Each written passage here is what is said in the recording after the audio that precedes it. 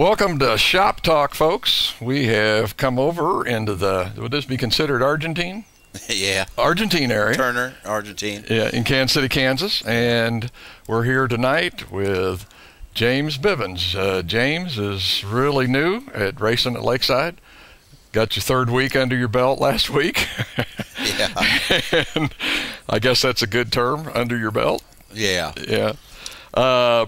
You know, James, it's pretty easy to figure out where you got your interest in racing. I mean, we couldn't do this interview without mentioning your dad, Terry Bivins. Sure. A guy that raced around this area, was really popular. Buku wins, made it down to NASCAR, run the Daytona 500 and some other races. So like I say, we couldn't do this interview without mentioning him, but talking about you tonight. Yeah. Okay. What's some of your first memories, or one of your first memories of your dad, and about how old were you?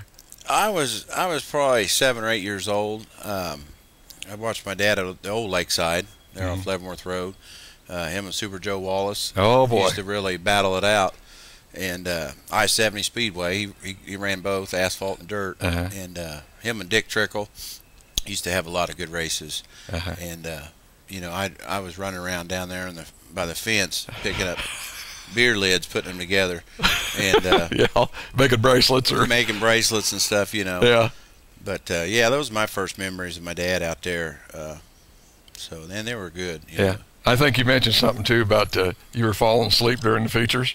Oh yeah. I used to fall asleep during the features, and you know, if there was a big wreck or something, I'd hear everybody, you know, get loud, and I'd raise up and I'd ask my mom if it was my dad, and she'd say no, he's okay, and then I'd go back to sleep. Just go back to sleep. Yeah. Okay. Being a second generation driver, and I know you're really only 3 weeks into your dirt racing career, but James, is there any pressure that you feel, I mean, with the name Bivins and the reputation that your dad had here?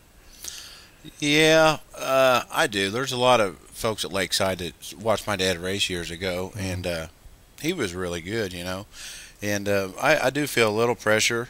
It's my first time, you know. I drag raced for about 8 years, and I've never been in a dirt car. But yeah, I think that's natural to have that feeling with dad like I had. Yeah. You know, racing and what he did around Kansas City. So yeah. I know a lot of eyes been on me. Yeah. So. Yeah. Realistically, though, you know you're only 3 weeks in, so sure. You know it's there, but it's something that I don't want to say you got to work through, but you just have to deal with and go on and race. Sure. Yeah. I'm getting my feet wet, and I kind of got a different bird for a car out there, you know, with the Dodge Demon, and you know, they all run Chevys and stuff, and so I kind of took this on as a challenge to get the car competitive, and you know, learn how to drive on the dirt, and it's been a lot of fun so far. Yeah, that's what we're all there for. It's fun.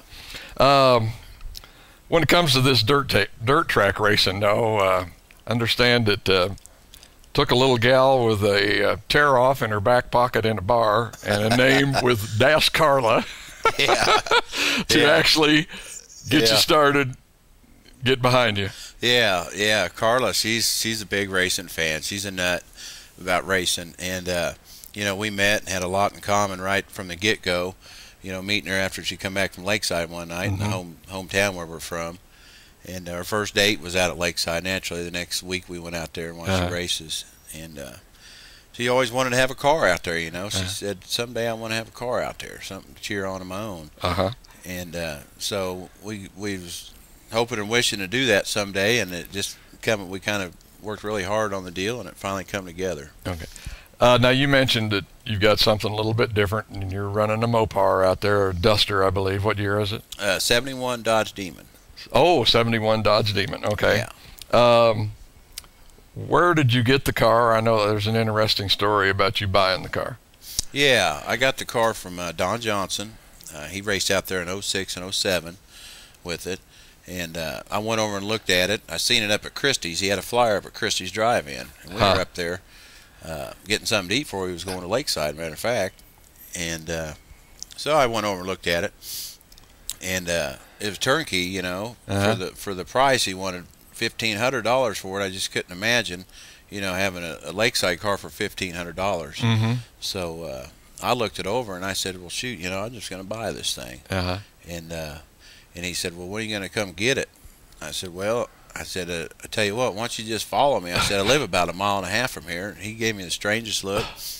And I said, yeah, just get in your van and stay right behind me. So I fired the car up and got in it, and I drove it home here to the house, backed it in the garage.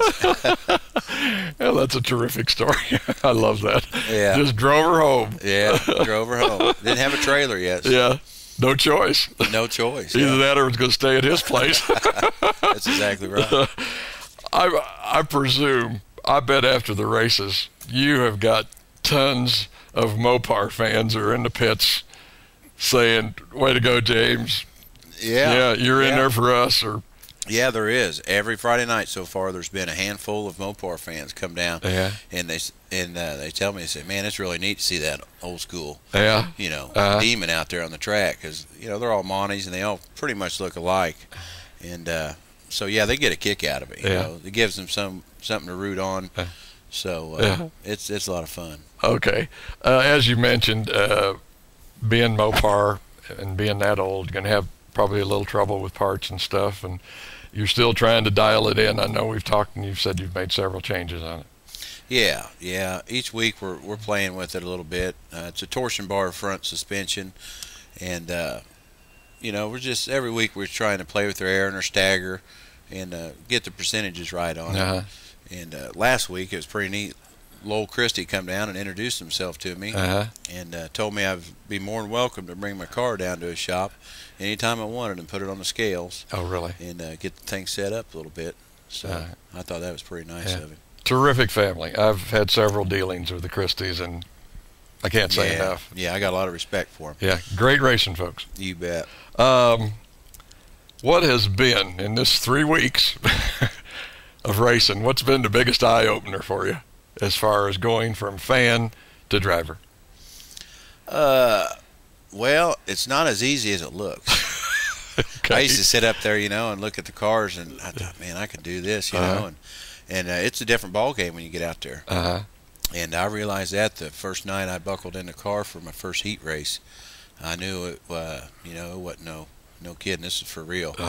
And it was pretty intense, I had big butterflies.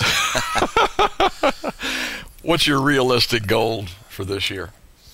Well, I'd like to win a few heat races if I could, and make a few A mains.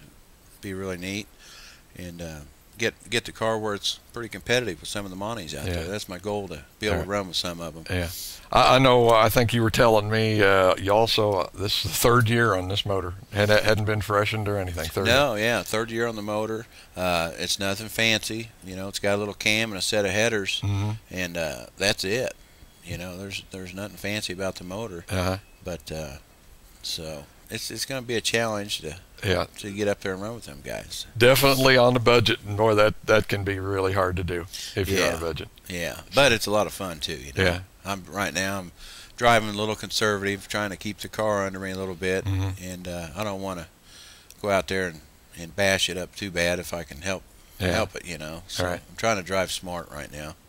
Well, not only that, but you're new. Other drivers know you're new, and it's probably just a good idea to, as you say, stay within your zone. Exactly. Yeah, my comfort zone. I could push a little harder, and I'm going to start every week. I'm going to push a little harder, and see what happens. And I'll probably spin out a time or two, but. But it's coming. Slow but sure. Slow but sure. Well, we're getting down here to about the last 40 seconds, James. I know you've got some people that you want to mention that are helping you get out on the track every week. Sure. ThreeSistersRacing.com, which is my wife's website, and a lot of help there. Finish Line Design, Walker Automotive, Crystal Trenching. My boss, Scott Crystal, is just phenomenal. What he's done for me, and Robert Allred with the Backstretch Boys, Shannon, Carla's daughter, Randy Fritzall, my uncle, and my mom and dad. They come out and support me every week, and my dad's helped me a lot with the car, getting it safe and set up, And I just like to thank all my friends and family